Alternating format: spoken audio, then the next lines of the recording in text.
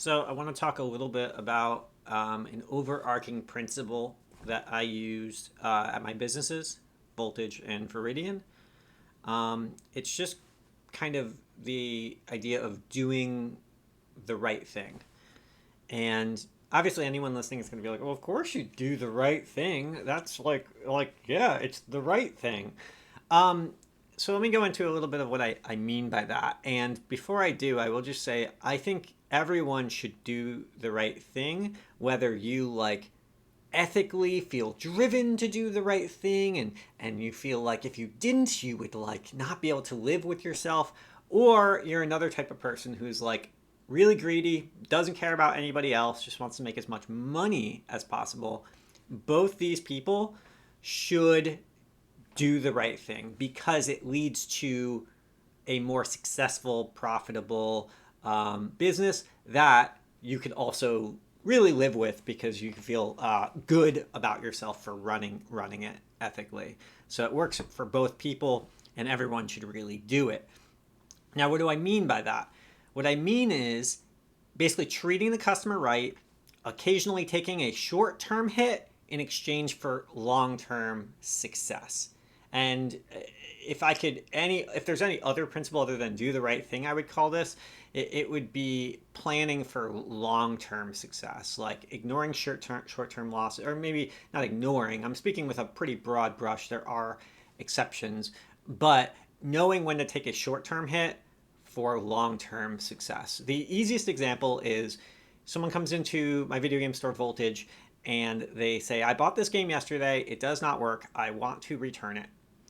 In an extreme example of doing the wrong thing, it would be, well, our return policy, I can't take your return because you probably broke it, or the return policy doesn't allow it, or well, I don't trust you, I don't believe you, I'm going to test this for an hour and then say, you're wrong. All that kind of stuff's doing the wrong thing. What's going to happen in that situation? Well, in order to save the cost of that game, whatever it is, anywhere from $5 to $50 or $60, you are going to alienate and lose that customer. And that customer is going to leave pretty upset and probably tell everyone they know, hey, don't shop at that store. Listen to this thing they did to me. It was ridiculous. I bought a game. It didn't work. They wouldn't do anything about it. They're awful. Shop somewhere else. Okay. And again, broad generalizations. There are exceptions to every rule. Obviously, they come back in and it's cracked. We didn't sell them to them like that, etc. But here's the other possibility. They come in, they say the game didn't work. You go, okay, well, anything specific about it didn't work. I'll take it back, no problem. Let me exchange it out for something else. Just make it all easy. You're working to a solution. That customer is not going to think any worse of you. They might think better of you. They might go oh, that was a great experience. Or that, the game didn't work, but they took care of it. They did the right thing. That guy is going to, if that happens a couple more times, and by a couple more times, I mean, we do the right thing for them a couple more times, they're going to go, oh, these guys are really great. And then they're going to start recommending you. And you're setting yourself up for long-term success. People are going to start following you. They're going to like you. Here's just off the cuff another example, hey, is this game any good? And you think that game is terrible. Well, we tell you, our employees go I didn't like it, I didn't think it was good, and here's why. And then a minute later you say, but I did like this other game, even if that other game is more expensive. A lot of other places you go in and they recommend the most expensive thing or more expensive item. You go, they're just trying to upsell me. But if you set the groundwork with honesty and fair dealing, they're going to go, oh, I trust this guy. This guy took care of my game return. He told me this other game wasn't good, but now he's saying this game is good. This guy's honest. You build that rapport by doing the right thing, then people are going to trust you. They're going to believe you. They're going to recommend you. It's going to work out for you. It's just going to work out for you. We also, one thing that we do at the video game store specifically is we check your discs before we let you leave with them. This serves a couple different purposes that people might not think of. Yeah, we are just, or why do we do that? Didn't we do that when it came in? We did. But what it does is if it needs an extra buff, we take care of it right then and there. If it has scratches or something, we can take those out before they leave, thus increasing the odds they have no trouble at home, and decreasing the odds that they have to come back and get more service when we're busy, or now they're upset. Like, it just makes everything worse. It also, by doing that right thing, it gives them more time to browse. We're going like, hey, I need to buff this. Give me a second. They look around. Sometimes they buy more stuff. Or it doesn't work later. They don't immediately jump to, oh, they sold me a broken thing and they knew it. Like, some people will jump to like extreme conclusions, like, oh, that store rep doesn't like me and he definitely knew.